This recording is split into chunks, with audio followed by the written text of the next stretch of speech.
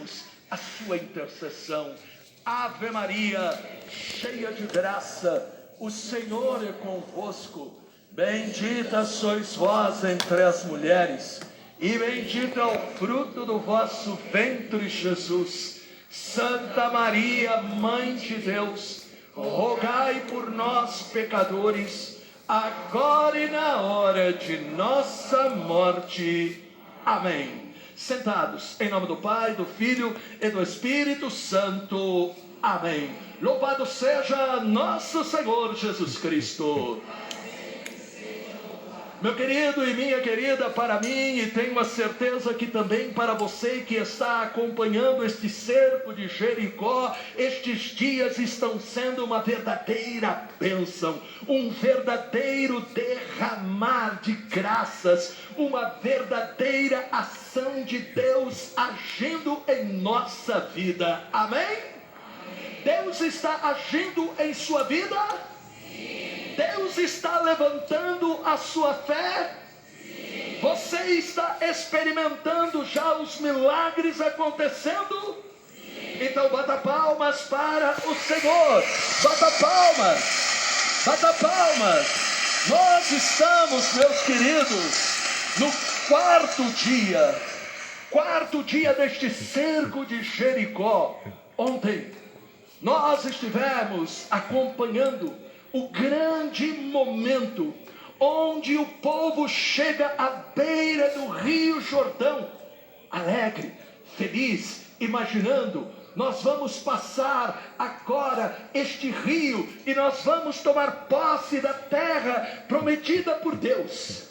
Mas quando lá chegam, o rio estava transbordando, tudo estava alagado, tornando impossível aquela travessia. Porém Deus revelou o seu poder aos israelitas, abrindo as águas do Rio Jordão para atravessarem com segurança para a margem da terra prometida. Bata palmas para o Senhor. Bata palmas. Bata palmas. Essa é a certeza de que Deus, meus queridos e minhas queridas, deseja fazer você atravessar o Rio Jordão dos seus problemas. E Deus somente não fará na sua vida se você estiver na igreja e a palavra de Deus não estiver ressoando no seu coração.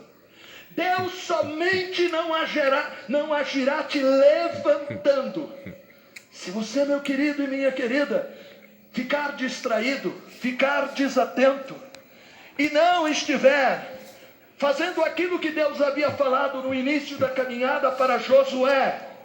Deus havia dito para ele escutar com atenção. E por isso o cerco de Jericó é um tempo de escuta.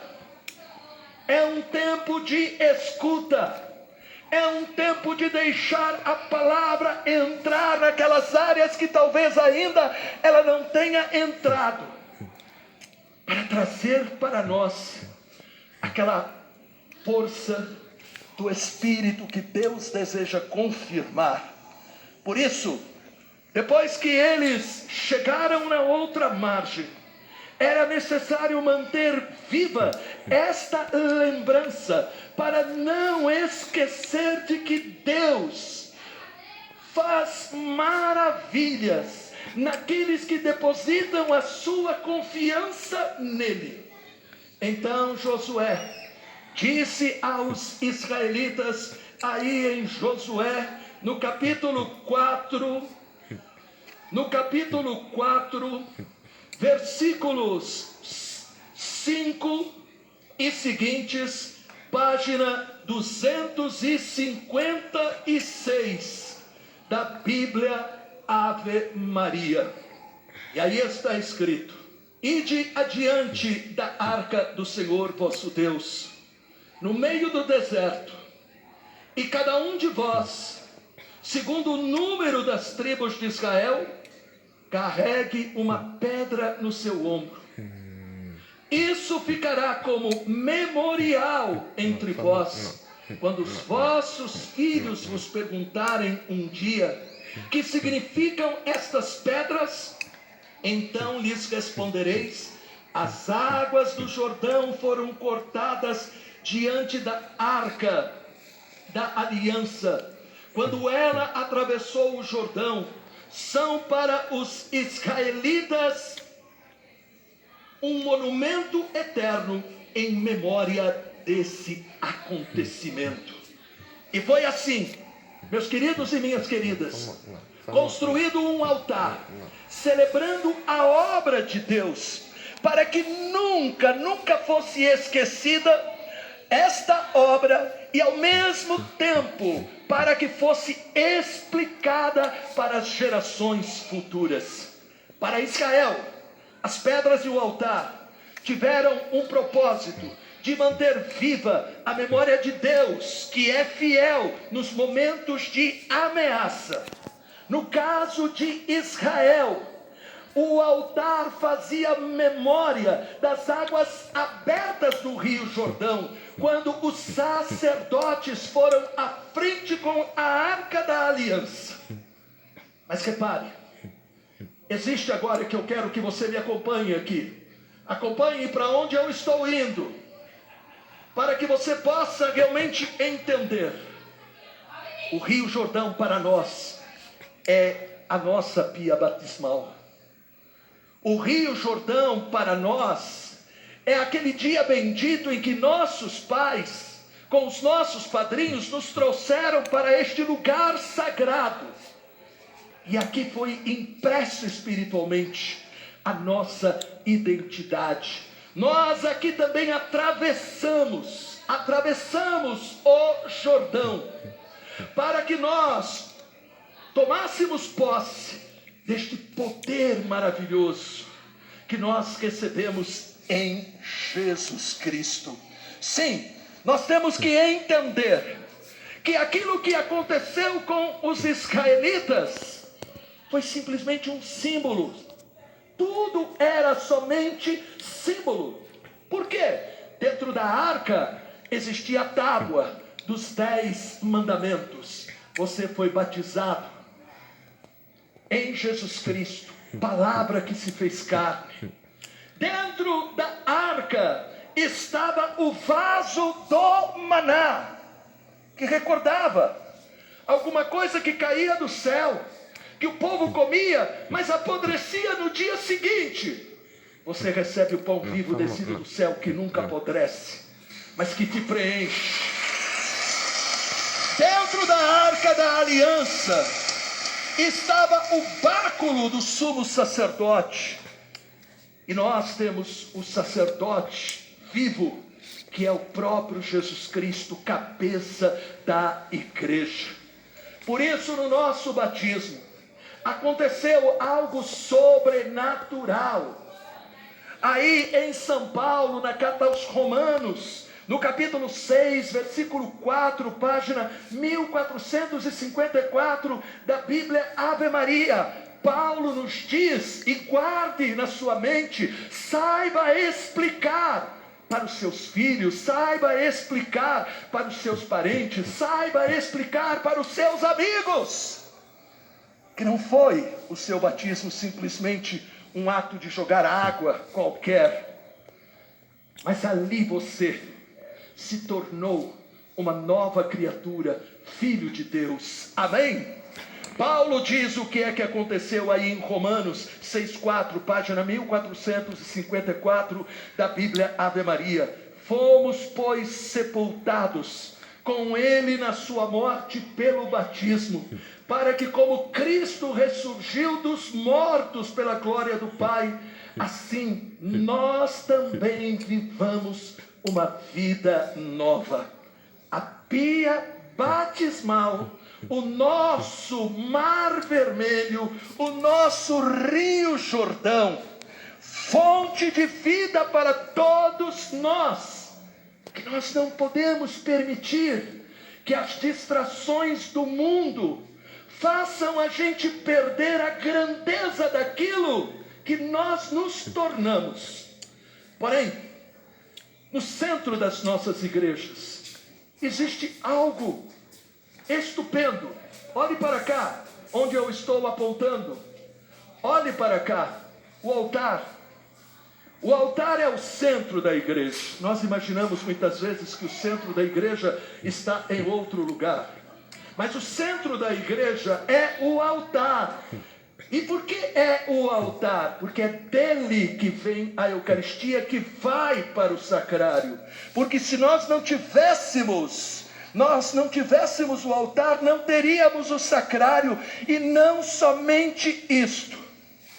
O altar representa a rocha do Monte Calvário, aonde aconteceu o único e mesmo sacrifício de Jesus, que acontece e se renova aqui no altar.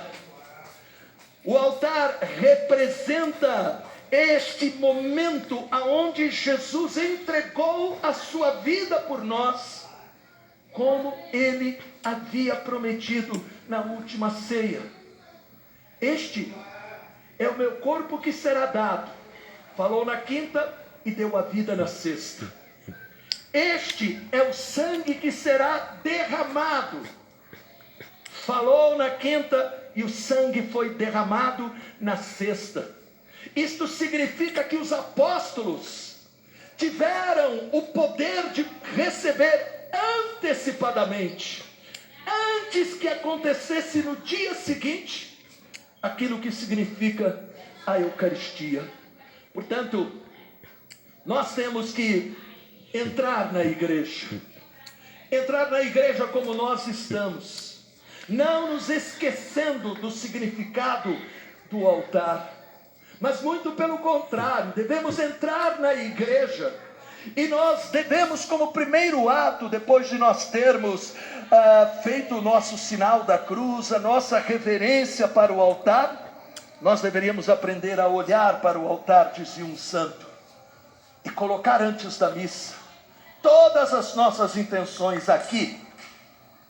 Deveríamos fazer este exercício de fé entendendo: eu posso entrar na igreja um farrapo, eu posso entrar na igreja ferido, eu posso entrar na igreja fraco, doente, mas se eu realmente creio no mistério que vai acontecer neste altar, se eu fizer a memória, se eu lembrar do significado deste altar, eu não sairei da igreja do mesmo jeito. Porque é que nós temos dentro das igrejas tantas pessoas fracas e doentes. E quando eu falo fracas e doentes, são pessoas que estão na missa e não aproveitam a missa.